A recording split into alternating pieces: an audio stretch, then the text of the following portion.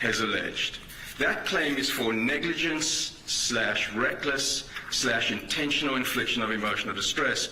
And the basis of that claim is that there was a discussion on the telephone, or discussion after Karen Reed had left 34 Fairview in Canton and had somehow started to fabricate a story about what had taken place. Kaylee Furbush was not at the scene, and the perception of someone dying is not an actionable claim under any case that we can find in Massachusetts state law. So she wasn't at the scene, didn't come upon the decedent, and therefore doesn't have the same types of proof, at least as played in the complaint, that would satisfy the limitations that the case law sets out, the temporal, the spatial, and the relational. With respect to the claims of emotional distress that have been brought by John O'Keefe's mother, father, and brother, again, they were not witnesses to the event.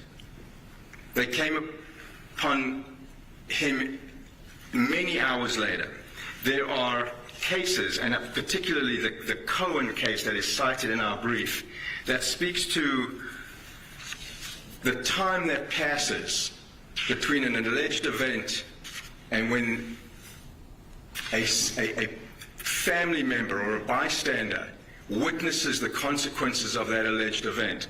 And in that Cohen case, the court speaks to the fact that the mother of a young man that died in a plane crash didn't get to find out about it until many, many, many hours later, and the court denied the right to pursue an emotional distress claim. More importantly, Your Honor, there is a remedy here. If for the sake of argument, there is a remedy here through the wrongful death statute. And the wrongful death statute compensates for the types of harms that are alleged in the complaint. So what we're asking the court to do is to dismiss out the emotional distress claims because they are duplicative, and allow the plaintiffs to pursue the wrongful death action singularly. We rest on our papers. Thank you, Judge. All right, thank you. So let's turn to the other defendants if they want to be heard. You've filed separate motions essentially arguing the same relief, but if you have anything you want to add, you certainly can. The Waterfall? Yes, Your Honor. We have the Waterfall. Just very briefly, I think the distinction here the counsel's making is that these claims, these infliction of emotional distress claims, are intended when you're in the zone of danger or you're a recipient witness. And in this instance, it's many, many hours later that the parents are seeing the decedent in the hospital. I think it's after 7:50 a.m. And so based on what the Cohen case states and in terms of the principles that the courts have applied here, it just isn't, from a relational standpoint, close enough in proximity to be able to advance this type of claim. And in terms of the wrongful death statute, those loss of consortium damages, the damages of the loss of the son, if the plaintiff is making this claim going forward, are in fact addressed in that statute and obviously would be available as remedies to the plaintiff. What about Semino versus Milford Keg Incorporated? I have a 1982 case that I found talking about the wrongful death, emotional distress injuries. Have you reviewed that case? I'll give this case site, 385 Mass 323. It's a 1982 case. It would seem to suggest that that emotional distress is really not preempted by the wrongful death statute. Your Honor, I think the wrongful death statute alone would not necessarily cover all of the damages, but my argument would be more in line with the argument that in terms of where they are in relationship to the accident, since it wasn't witnessed, and since it wasn't immediately thereafter that they came upon the scene in a roadway, in a driveway, and observed the decedent, I would argue, Your Honor, based on that, that that's a problem for the plaintiff moving forward, and that would be the court's consideration. I appreciate, Your Honor, that there are some differences in the wrongful death statute and emotional distress claims. Okay, thank you. Ferreter versus Daniel O'Connell Sons, a case that goes back to 1980, also kind of speaks to that issue too. Let's hear from C.F. McCarthy's on that. Anything else to add on the motions to dismiss? No, Your Honor. No? Okay. All right, great. All right, I'll take that issue under advisement. I do have some, I'll read through your briefs a little more closely. You know, allow us to... Yeah, of course. What I was going to say is that what will happen in just a few moments, I'm going to give the plaintiff an opportunity to respond to that. But I want everyone who's sitting here to understand that the comments I'm making now are not really doing other than just trying to tease out what the issues are. Motions to dismiss are not based upon the evidence, but rather on the allegations that are contained in the complaint. And those allegations, for purposes of a motion to dismiss, have to be accepted as true. And the question is whether or not the plaintiffs have stated a plausible claim under the case law, Iacchino and others that deal with this issue. So with that context, plaintiff, if you want to respond to both the motions to dismiss raised by, I should say, both the two corporate defendants and Ms. Reed. I do, Your Honor. Thank you. The question that's really posed for this court is, like you just said, assuming all facts are true, indulging every inference in the plaintiff's favor, does the plaintiff's complaint plausibly suggest that plaintiffs are entitled to relief? The answer is yes. This is a motion to dismiss. The lowest standard, the Brum case, plaintiff's obstacle is a minimal hurdle, a relatively light burden, so long as the court looks at the allegations holistically. If relief to the plaintiff is plausible, by the cumulative effect of all the factual allegations pled, we survive the motion to dismiss standard and we move forward to discovery like we should in all cases and in this one. There are three arguments that my brothers have put forward in this case. We oppose all three of them as follows. Number one, the defendants incorrectly state the law by suggesting that NIED claims are subsumed or preempted by the wrongful death statute. Number two, Your Honor, the defendants improperly seek to limit the scope of NIED claims by creating an arbitrary bright-line test for such cases. Number three, Your Honor, the defendants failed to holistically consider the facts alleged and the known vulnerabilities of the plaintiffs when evaluating the defendant's extreme and outrageous conduct in violation of the infliction of emotional distress standard. I recognize that this court is not new to this case, and I recognize that most people already understand the facts, but I think it is important and significant that I at least highlight the ones that will be at issue here today. Throughout, we intend, like we did in the complaint, to refer to John O'Keefe as JJ. That is what he was affectionately referred to by his niece and nephew. JJ no longer has a voice. His life was wrongfully taken on January 29th, 2022. He lived a life of service. He was a Boston police officer, and his personal life, when JJ's older sister and brother-in-law tragically passed 2 months apart from each other, leaving 2 young children orphaned, JJ stepped up. He agreed to parent those children, to raise them as his own, and to support them. Fast forward to 2022, Your Honor. JJ is involved in a relationship with Miss Reed. It's been going on for a period of time at that time. January 29th, 2022, Karen drives drunk. She reverses her SUV. She knocks JJ down. She leaves him to die in the cold. And Reed knows that she strikes the plaintiff. Rather than seeking to help or calling 911, she returns to JJ's home. There, JJ's 14-year-old niece, Kaylee, a plaintiff in this case, is home alone, asleep. That's when Karen starts plotting. Now, it is significant for the facts for you to understand the context here. Karen Reed knows Kaylee well. She's been in her life for almost up to 2 years. She has served as a part-time maternal figure in her life. She knows that Kaylee is a vulnerable child, having lost 2 parents tragically. And 1 to 2 hours before JJ's body is ever found, before anybody knows his whereabouts, Karen Reed decides to wake up Kaylee in a panic. She tells Kaylee something happened to JJ. He's dead. He's been hit by a plow. Did I hit him? All to a 14-year-old child woken up from sleep who's already lost two parents. After provoking this chaos in the middle of the night, Miss Reed leaves Kaylee alone, vulnerable, shocked, and afraid. It's now 1 to 2 hours later. It's at or around 6 a.m. in the morning. JJ's injured body is now found. Right where Karen left him, buried in the snow, 911 is called. Now is when JJ's family learns of JJ's injury. JJ's injuries at this point enter into the O'Keeffe's consciousness. At around 6 a.m., they rush to the hospital. It's 7:50 a.m. That's when the hospital pronounces JJ dead.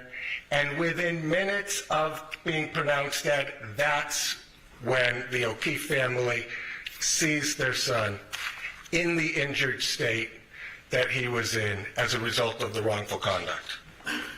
From January 29th forward, Your Honor, Karen Reed plots, she fabricates a conspiracy, she launches a public campaign of disinformation, and she involves a blogger named Turtle Boy.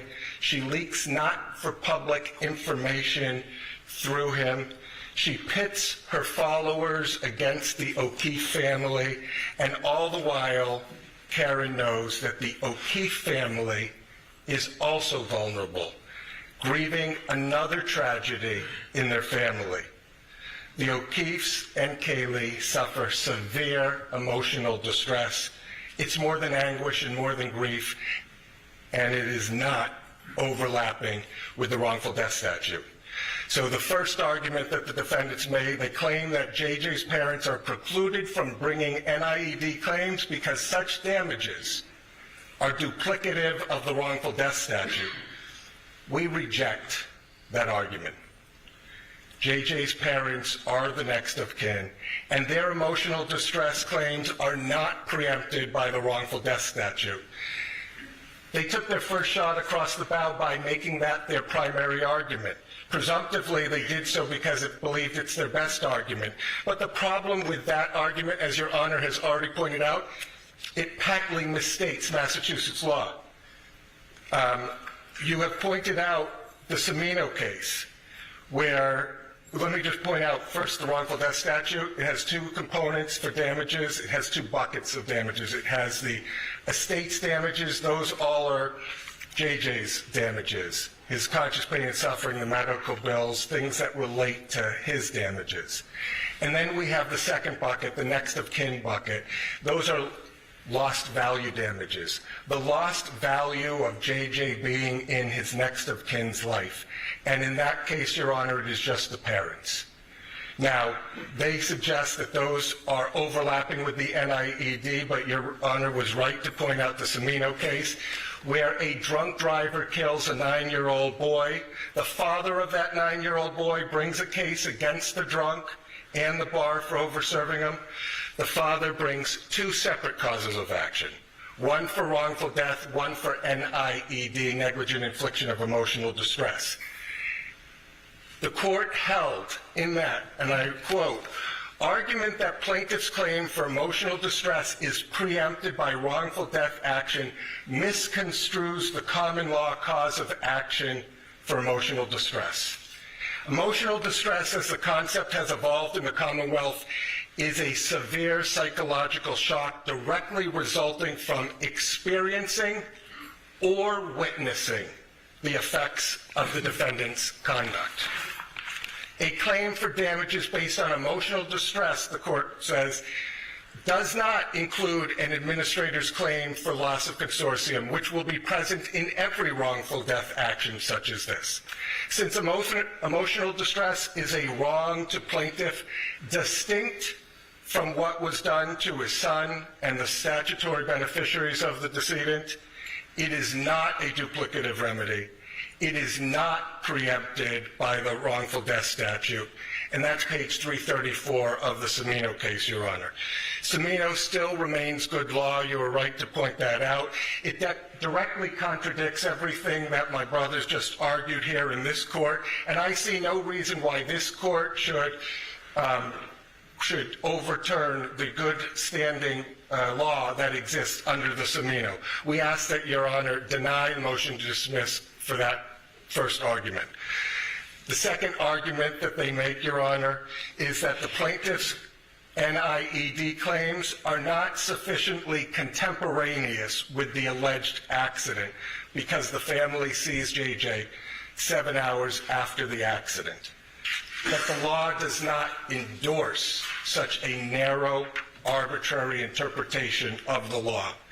It is misplaced for the defendants to focus arbitrarily on the time of the accident, because let's look at the law itself.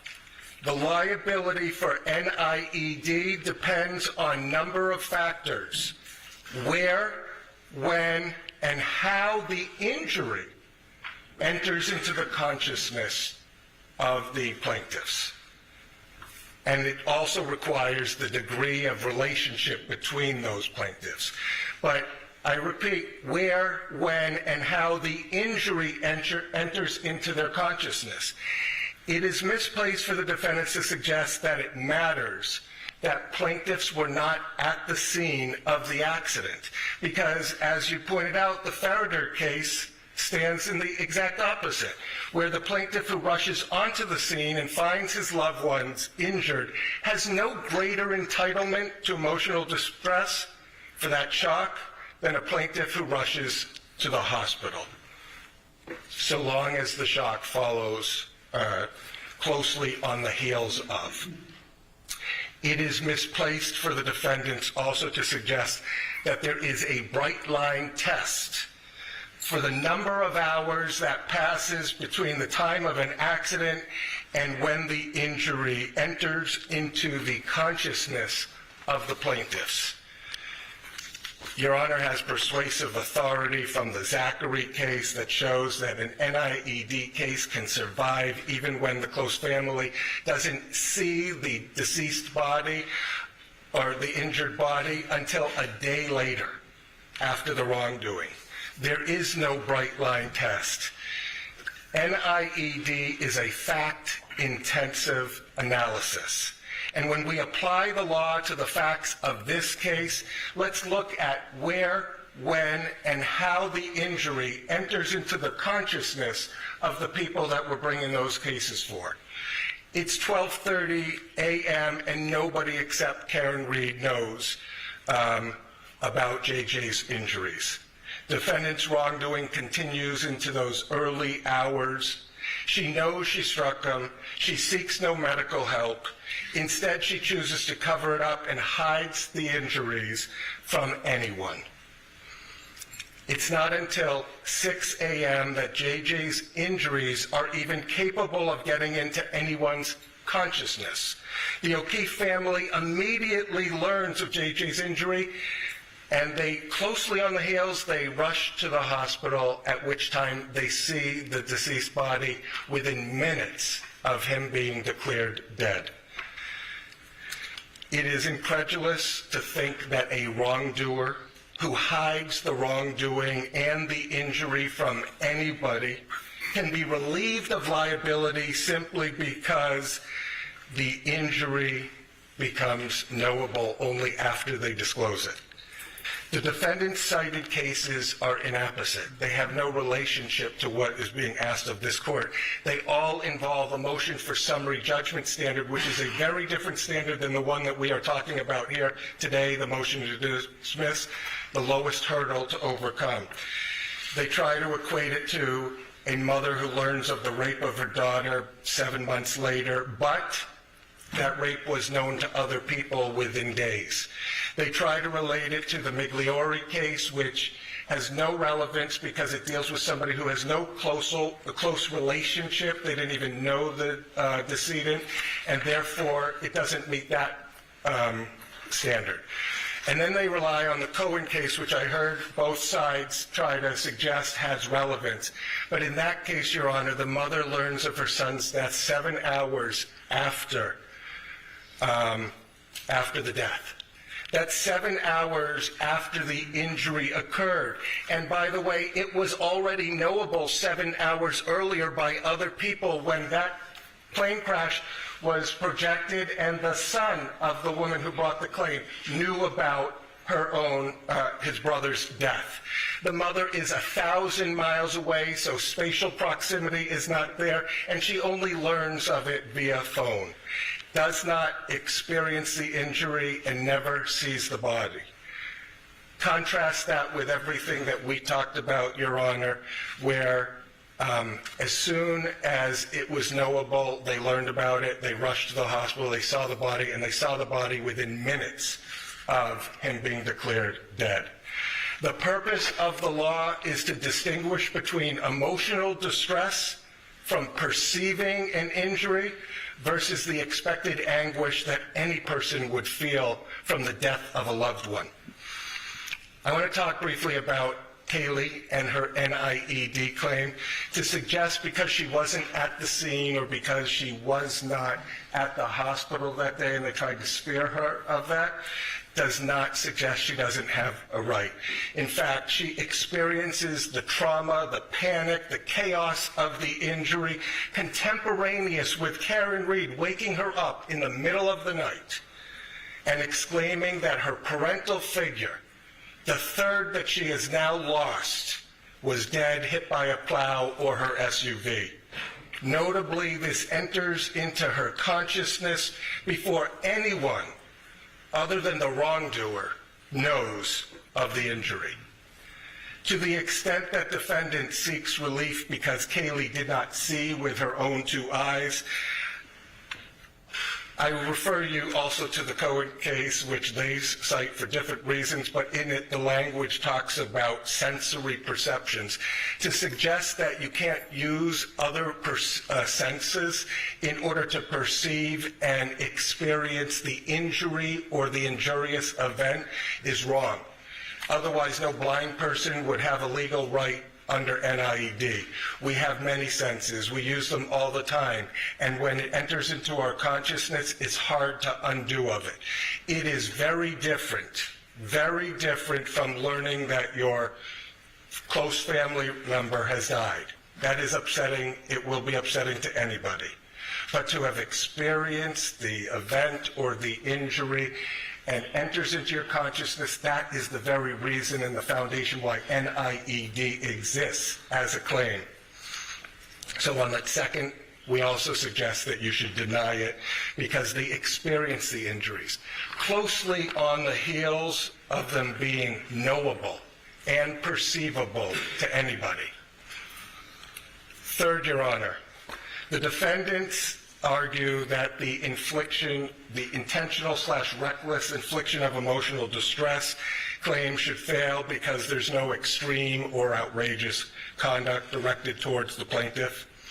But when viewed holistically, the facts demonstrate that Ms. Reed should have known her extreme and outrageous conduct would be detrimental to these vulnerable plaintiffs.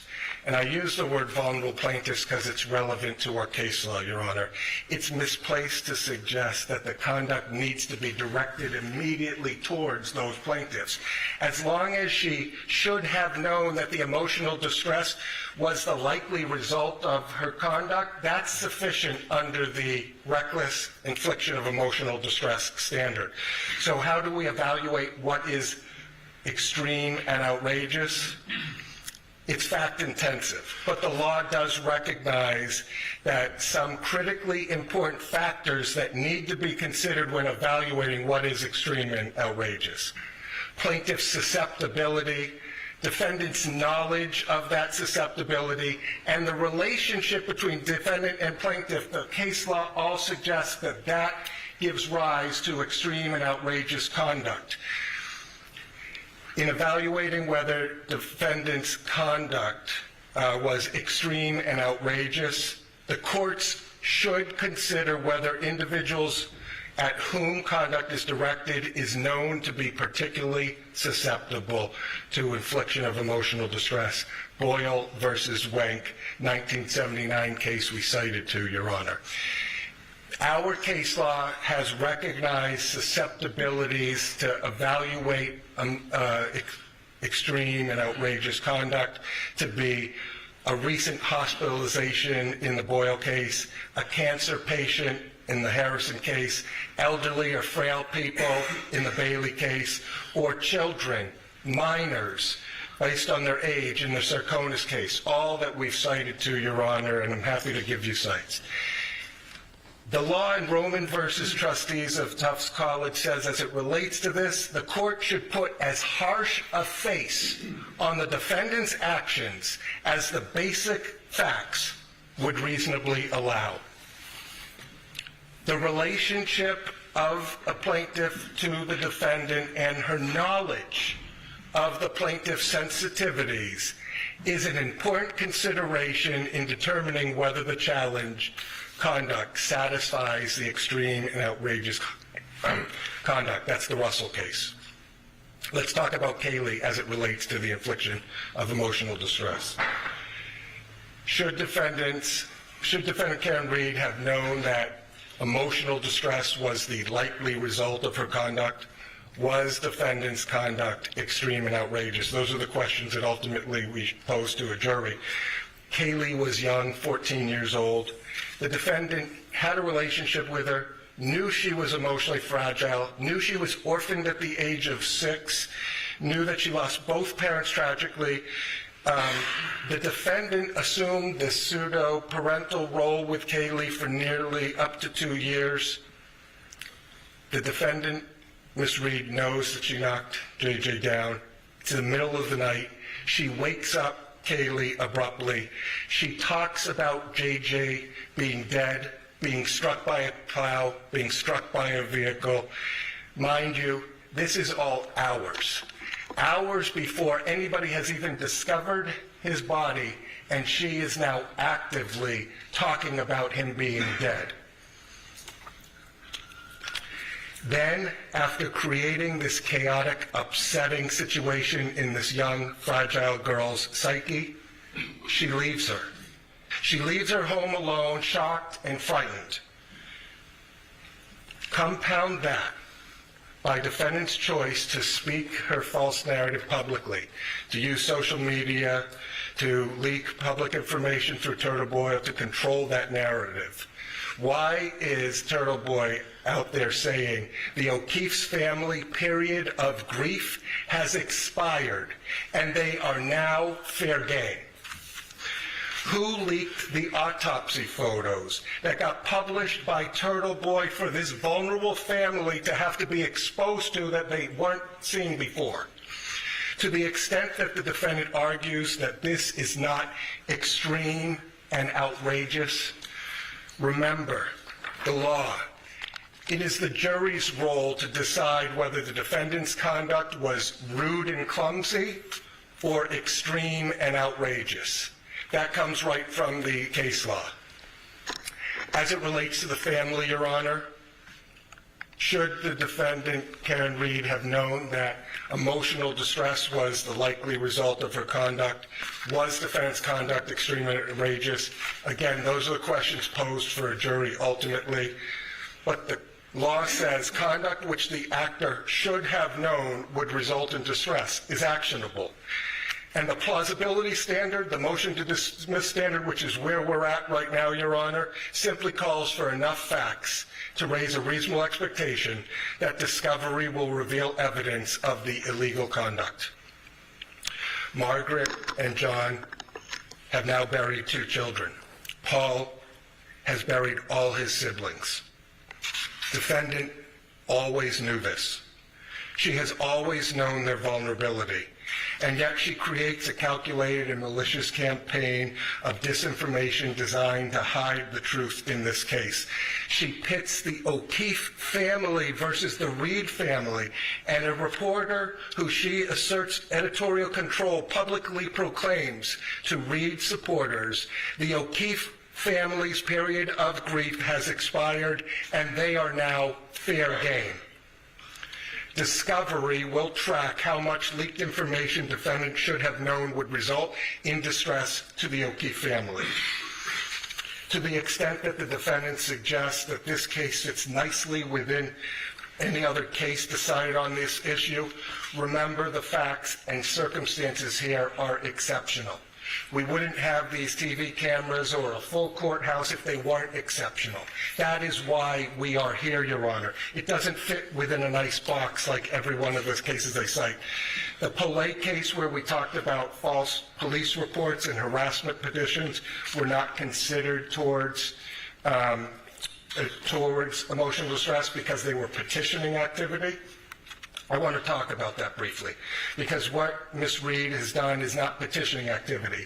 It is not asserting a defense within a courthouse or having her legal counsel assert that defense or testifying at a court hearing. Instead, what Karen Reed is doing is not petitioning at all. She is waiving her Fifth Amendment privilege. She's speaking anywhere and everywhere that would give her a friendly audience with editorial control.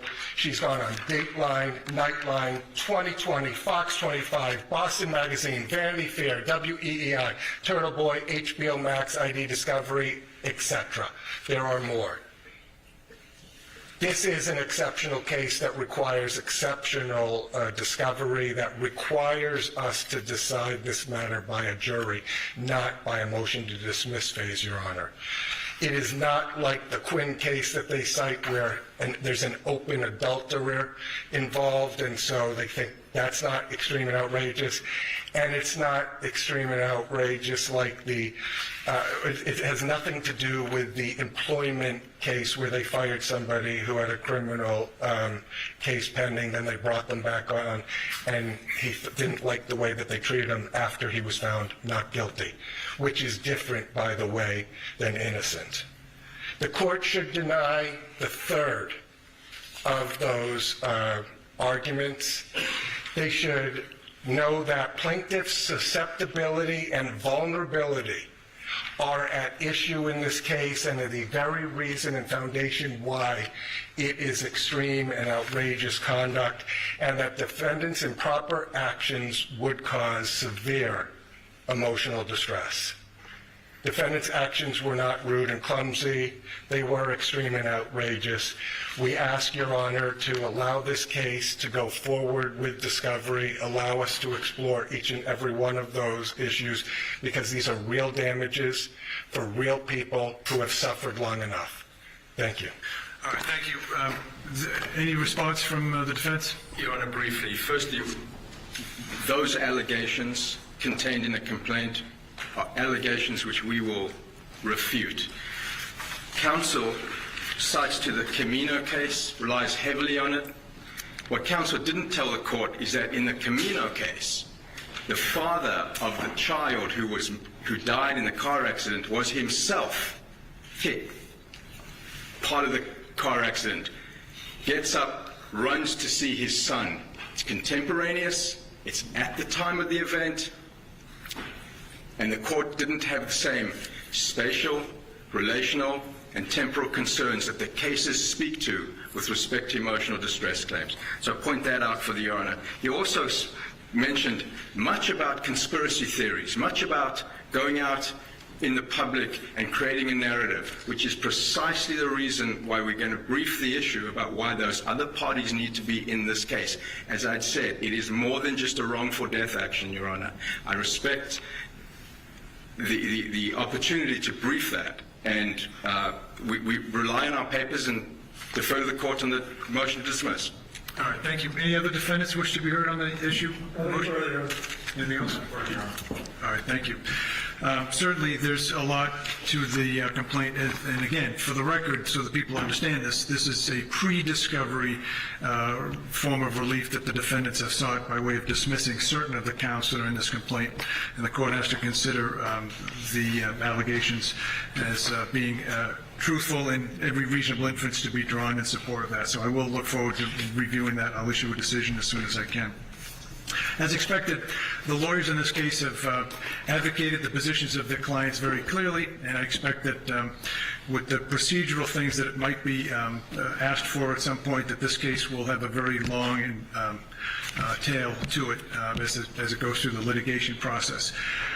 We expect that in the court system, we give people their ability to try cases and get a jury to listen to the arguments and to ultimately make a decision. My experience in doing this for a very long time in different contexts is that that doesn't oftentimes bring the relief that people think it does, and so as a result, there's appellate processes. And so what I envision for the parties, unfortunately in this case, is a very long and sort of complex process that litigation provides. And you know, this is a civil case, it's not a criminal case. There are 8 parties as I identified, and those are the people that the court will be concerned with getting a fair trial at some point down the road. As I said, I could do this case, I could do this trial this spring if you'd like to. My sense is that there's nobody that's going to be ready to go to trial by the springtime. If you want me to sign a trial date, we could do so. And we literally have talked to the clerk, we could do it in March or April if you'd like to. But with the motions that are going to be pending, I suspect that that's not going to be the case, that you'll have to look at this from a more pragmatic point of view and decide when you're going to try to get this thing to a jury. You've got a lot of work to do between then and now. I'd like to still get a trial date for you. Now, I don't know what that's going to mean in terms of bringing in other parties. You know, I didn't expect, because the court has had no notice, that there'd be this interest in trying to move this complaint in the direction of other parties who aren't even named in this lawsuit, 10 additional parties.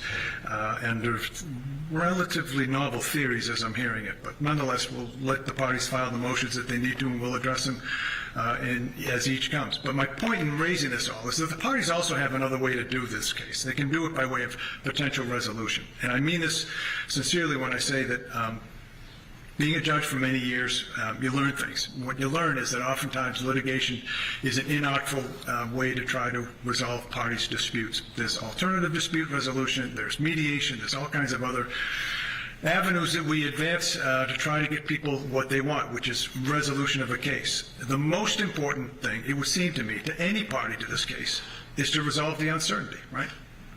Uncertainty is what you don't get when you go through the litigation process. You go through and you hope for the best. Lawyers work really hard for their clients, and we expect them to do that. Ultimately, the court system can make sure that the trial is done, and it's done in a way that's fairest that we can make it, and ultimately a decision is made. Civil cases, though, are very unlike criminal cases, and that's usually not the end. Ask any of the lawyers here, clients can ask your lawyers about post-disposition or post-verdict process. It can be really long and arduous. I've had the pleasure of having trials that are 16, 18, 20 years old, and they're still going. The clients don't have to do that. The clients can try to put some efforts, at least as much effort in the litigation process as trying to resolve it. Why do I say that? Because resolving cases resolves uncertainty, which is perhaps the most important thing any client can get in a case. I say that because you'll have that opportunity through all the process. You've heard me outline it. Your discovery isn't even closing until the discovery is going to close next December, but it's really 2027 that you're looking for a trial in this case realistically. Again, we could do it in 2026 in the spring if you want to. And I'm going to ask the parties to work collaboratively to try to come up with a trial date that is workable. I understand that's a wrench that's been thrown into the works because of this other process. We'll probably have to deal with that in the short term. I'll pledge to try to get you what you can as quickly as I can. I tend to get decisions out pretty quickly. I tend to try to move things to get parties what they want, which is ultimately their day in court. I'm just telling you at the outset that I think that it's worthy of exploring possible resolutions on your own. You can do it through this court. We have a mediation process that you can avail yourselves of, judicial settlement conferences. You can go through private neutrals, because there are now 8 parties involved in this case, 2 of which are corporate defendants, 1 of which is Ms. Reed. And so that's going to give you a lot of opportunity for dialogue. My sense is I'm probably wasting my time by doing it at this stage of the process, but I think it's important that your clients know that there is an alternative way out of this. Money damages are all the plaintiff can ask for. Nobody can restore, we say this when people lose loved ones or that they have some meaningful part of their body or mind that's been lost in a litigation. We can't restore that. We award money damages. And so ultimately that's what the imperfect litigation system will have.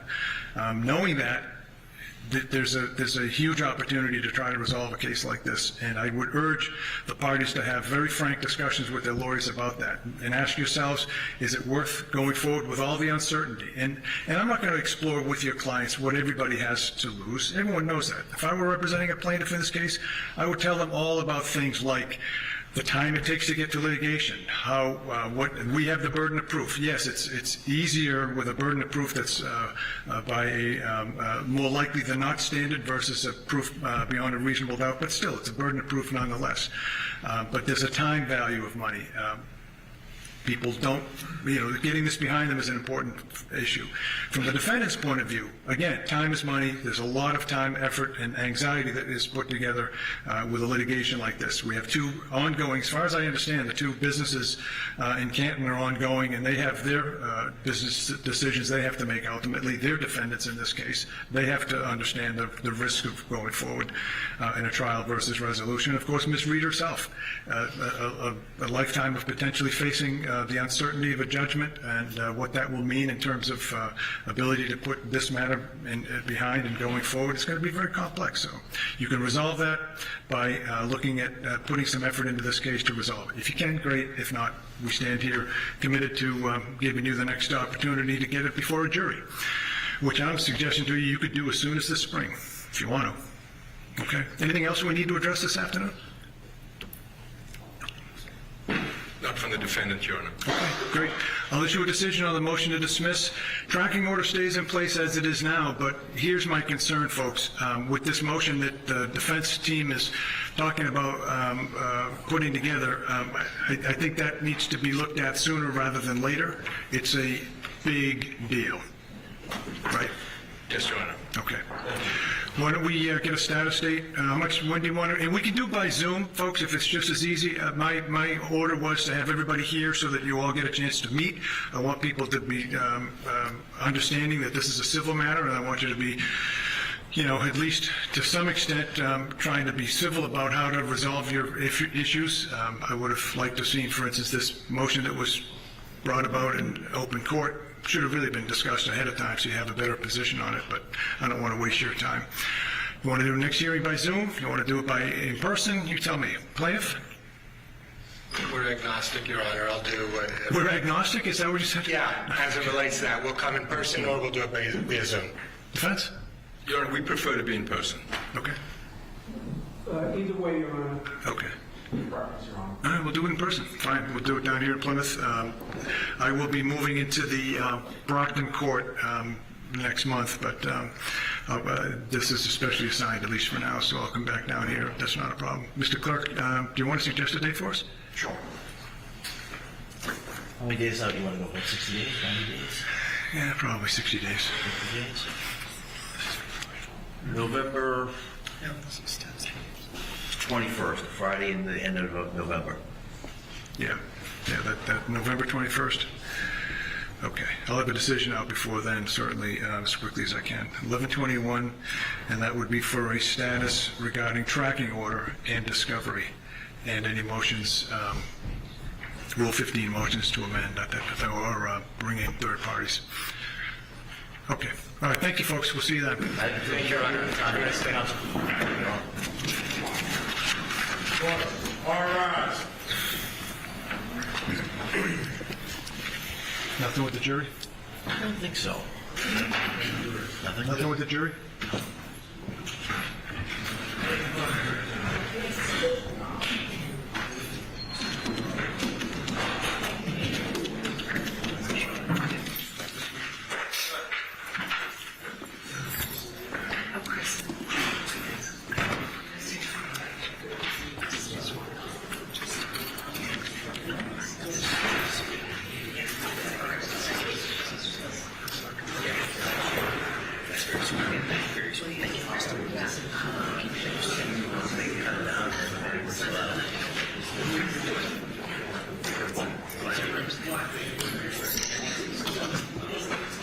Yeah.